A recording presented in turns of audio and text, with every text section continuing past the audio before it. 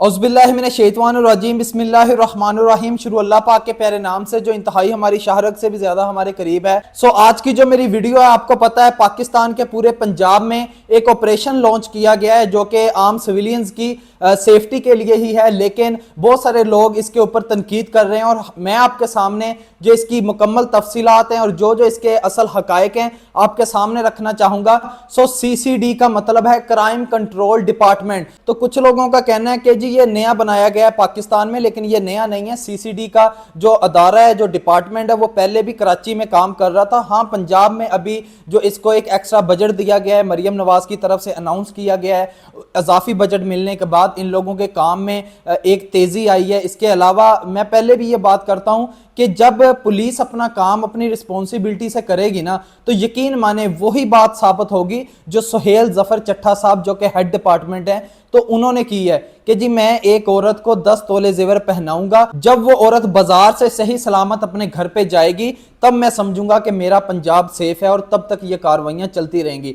90 days का ultimatum है। तो इन सब चीजों का जो अब नतीजा सामने आ रहा है वह ये आ रहा है कि जो लोग भी शराब वगैरह बेच रहे थे, किसी भी किस्म के पहले केसेस में मुलव्वस थे, वो लोग भी डर के मारे अब जाके जो इनके इमाम मस्जिद हैं उनके पास जाके हल्फन वीडियो रिकॉर्ड करवा रहे हैं। अपने जो उनके गांव की पंचायत है या कुछ जो मोतबर हजरात हैं उनके सामने वीडियोस रिकॉर्ड की जा रही हैं। देखिए, ये होता है एक खौफ। यही खौफ हमें बाहर गल्फ कंट्रीज में देखने को मिलता है, यूरोप कंट्रीज में देखने को मिलता है। यानी कि हर उस बंदे को, मुल्जम को यकीन दहानी है इस बात के ऊपर कि जी मैं बचूंगा नहीं क्राइम करने के बाद। और जो इससे पहले हमने अपने दीन से सीखा है कि हमारे नबी पाक सल्लल्लाहु अलैहि वसल्लम के दौर में भी ये चीजें इस तरह थी कि चोरी करते थे तो बिल्कुल हाथ काट दिए जाते थे, तो किसी भी शख्स को रिलीफ नहीं मिलता था, बेशक वो अमीर था गरीब था, सबके लिए एक जैसी सजा थी। तो जब तक हम ऐसा कानून नाफिज नहीं करेंगे, हम सिर्फ इस्लामी जमहूरिया पाकिस्तान ही लिख सकते हैं किताबों में, हम इसके ऊपर अमल पैरा नहीं हो सकते, कोई इस्लामी कानून नहीं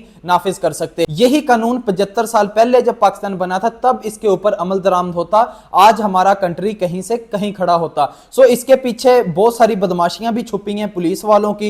ये चीजें मैं सोशल मीडिया के ऊपर देख के रिपोर्ट कर रहा हूं कि आज तक हमने बहुत सारे वाकयात देखे हैं कि जाली पुलिस मुकाबलों में लोगों को मार दिया जाता है, जाली पर्चे उनके ऊपर डाल दिए जाते हैं।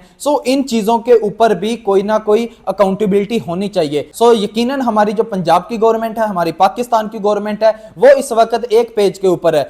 लेकिन इन सब चीजों के बावजूद अगर पुलिस वाले गुंडागर्दी करते हैं, किसी के ऊपर जाली पर्चे देते हैं, तो इस चीज की अकाउंटेबिलिटी होनी चाहिए। ये मैं वीडियो अपनी में बार बार चीजें आपके सामने रख रहा हूं।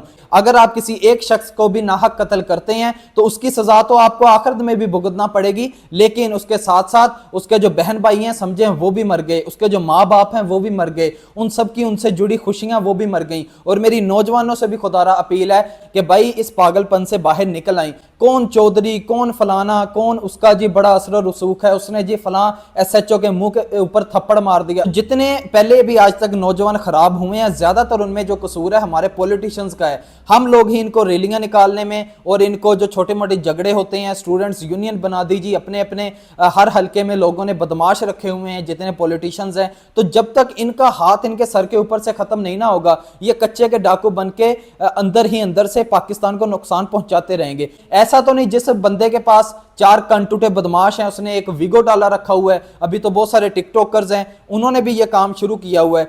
इस बार मुझे लगता है इनके ऊपर गिरफ्त मजबूत होगी, लेकिन खुदारा ये प्रोजेक्ट ऐसा प्रोजेक्ट ना हो कि जी जब ये हुकूमत जाए नेक्स्ट हुकूमत आए कोई भी हो।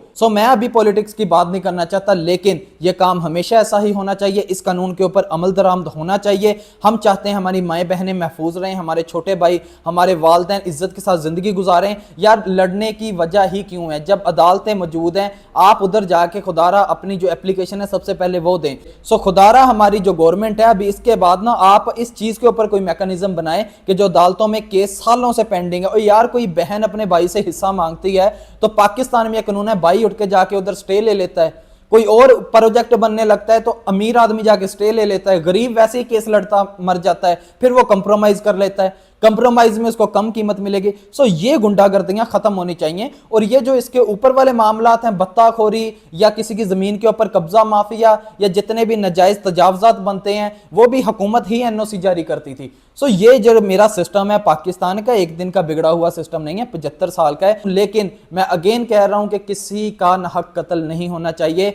बिल्कुल मौका दें, जो छोटे चोर हैं उनको एटलीस्ट, अगर कोई सरेंडर कर रहा है, कोई सजा भुगतने को तैयार है। लेकिन अब ऐसा नहीं है किसी ने कोई बकरा चोरी किया है तो इसके ऊपर ही उसका फायर मार दिया जाए। सो थोड़ा सा मैकेनिज्म अभी एकदम से सख्त मत करें कि हर बंदे को ही मारते जाएं। लेकिन अभी लोग जो जाके भाग भाग के कुरान पाक के ऊपर हलफ दे रहे हैं, आपको उस वक्त उन गरीबों की चीखें नहीं नजर आती थी जब वो आपको अल्लाह का वास्ता दिया करते थे, जब वो जाके कुरान पाक के वास्ते दिए करते थे, जब वो जाके आपको कब्र के मौत के वास्ते देते थे। अभी आप लोगों को खुदा याद आ गया। भाई लाखों लोग आपने नशे के ऊपर लगा दिए, लाखों माओं के बेटे उनसे छीन लिए इस नशे की वजह से। मैं जानता हूं ऐसे लोग भी, ऐसे लड़के का नाम भी जो मां का इकलौता बेटा था, नाम भी उसका बिस्मिल्लाह था, हमारे साथ वो रहने वाला नौजवान था, लेकिन नशे की ऐसी लत लगी कि 1 साल के अंदर अंदर हमें पता भी नहीं चला वो हमारे साथ खेलता था, हमारे साथ हंसी मजाक करता था। तो वो इस गंदे निजाम की वजह से, इस मनशियात फरोशी की वजह से, इसके ऊपर कोई कानून की गिरफ्त नहीं थी,